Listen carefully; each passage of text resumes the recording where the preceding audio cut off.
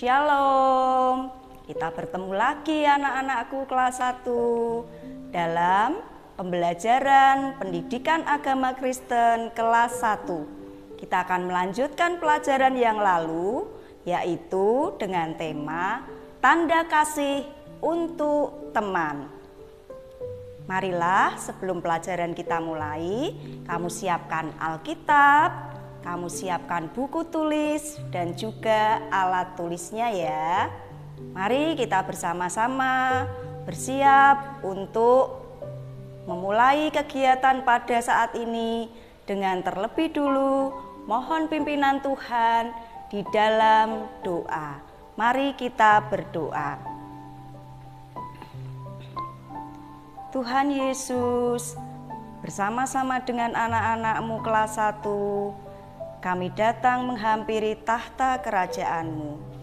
Kami mengucap syukur untuk kasih Tuhan yang sudah berikan kepada kami. Kiranya Tuhan menolong menyertai kami di dalam kami akan belajar firman Tuhan pada saat ini. Ajar kami Tuhan untuk dapat menjadi pendengar firman yang baik dan kami dapat melakukan di dalam kehidupan kami sehari-hari. Seru doa dan sembahyang kami naikkan dalam nama Tuhan Yesus Kristus, Allah kami yang hidup. Terpujilah nama-Mu Tuhan, kekal selama-lamanya. Amin. Marilah kita bersama-sama membaca firman Tuhan yang pada saat ini diambilkan dari kitab Galatia 6 ayatnya yang kedua. Kamu buka ya, Galatia 6 ayat yang kedua, yang demikian bunyi sabda firman Tuhan. Bertolong-tolonganlah menanggung bebanmu, demikianlah kamu memenuhi hukum Kristus. Sedangkan tujuan pembelajaran kita pada saat ini yaitu 1. Siswa dapat menunjukkan tanda kasih kepada teman-temannya.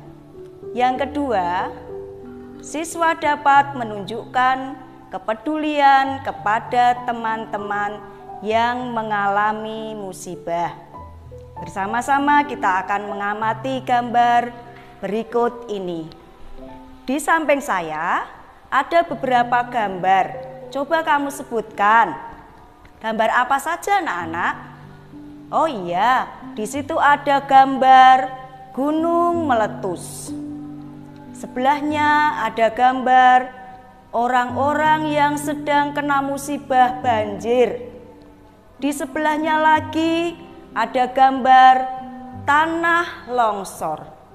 Ini adalah saudara-saudara kita yang sedang mengalami bencana alam. Nah, teman-teman, sebaiknya kalau kita berteman dengan saudara-saudara kita, baik yang ada di sekolah, yang ada di rumah, maupun yang ada di masyarakat, kita tidak boleh pandang bulu. Artinya, kita boleh berteman dengan siapa saja. Tidak boleh pilih-pilih. Meskipun ada teman yang kaya, ada teman yang kurang mampu, ada teman yang cacat, maupun ada teman yang menderita. Kita harus saling menghormati, kita harus saling menyayangi, kita harus saling memperhatikan mereka.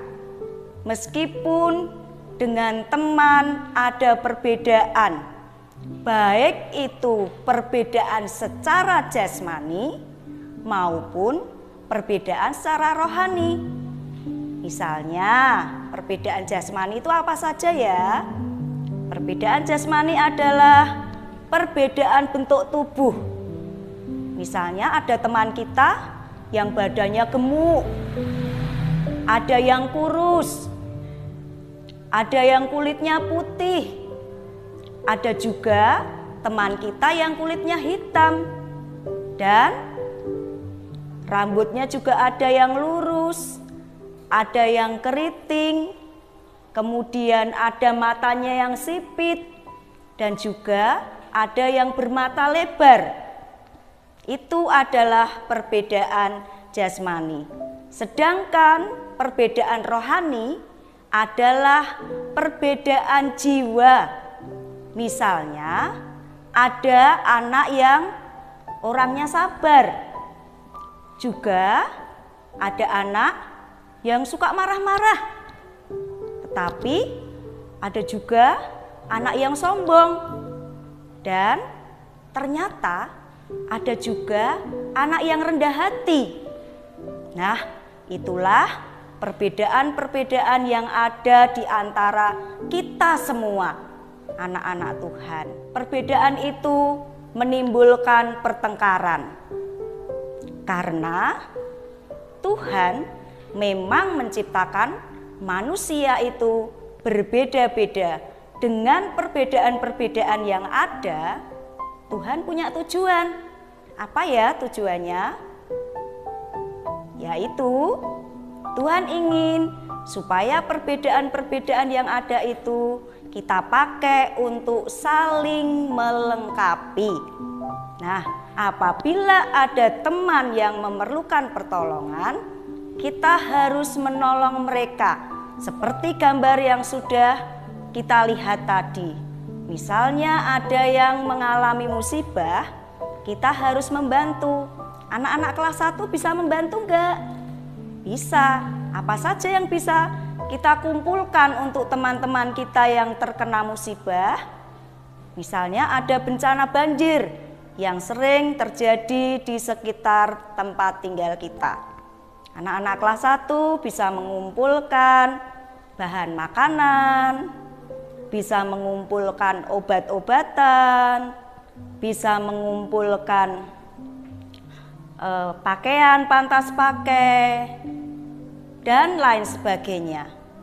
Kita juga bisa berbagi kasih dengan memberikan beberapa macam sembako. Itu yang bisa kita lakukan. Selain itu, kalau ada teman kita yang bersedih, kita juga bisa menghibur mereka. Kita juga bisa membantu teman yang sedang mengalami musibah bencana alam, tanah longsor, banjir, dan lain sebagainya. Dan bila ada teman-teman kita yang sakit, kita bisa datang ke rumahnya, memberikan semangat kepada mereka, dan juga mendoakan teman kita supaya cepat sembuh dari sakitnya. Nah, demikian anak-anak pelajaran pada saat ini. Jangan lupa kita harus senantiasa mendoakan teman yang sedang sakit dan menghibur yang sedih. Membantu teman harus dengan tulus dan ikhlas. Dan yang ketiga, kita harus membantu teman yang sedang kena musibah tanpa pamrih. Artinya, kita harus memberi dengan tulus, tidak boleh mengharapkan imbalan apapun. Demikian pembelajaran pada saat ini. Kita bisa bertemu kembali di lain kesempatan dan tetap harus menjaga kesehatan. Mari kita akhiri pembelajaran ini dengan berdoa. Mari kita berdoa. Kembali kami datang menghampiri tahta kerajaan-Mu Tuhan. Kami mengucap syukur untuk kasih dan penyertaan-Mu. Ajar kami untuk senantiasa tolong-menolong, mengasihi teman kami, seperti kami mengasihi diri kami sendiri. Bila ada teman kami yang sedang sedih, ajar kami untuk menghibur mereka. Bila ada teman kami yang sedang kena musibah, ajar kami untuk senantiasa dapat membantu mereka, seperti Tuhan senantiasa memperhatikan dan menolong kami umat-Mu. Terima kasih Tuhan Yesus, hanya kepadamu kami datang berdoa dan mengucap syukur. Amin. Pesan Bu Guru, jangan lupa ya anak-anak, walaupun kamu belajar di rumah, tetap senantiasa rajin mencuci tangan. Jangan lupa pakai masker, menjaga jarak, dan menjauhi kerumunan. Terima kasih, Tuhan memberkati.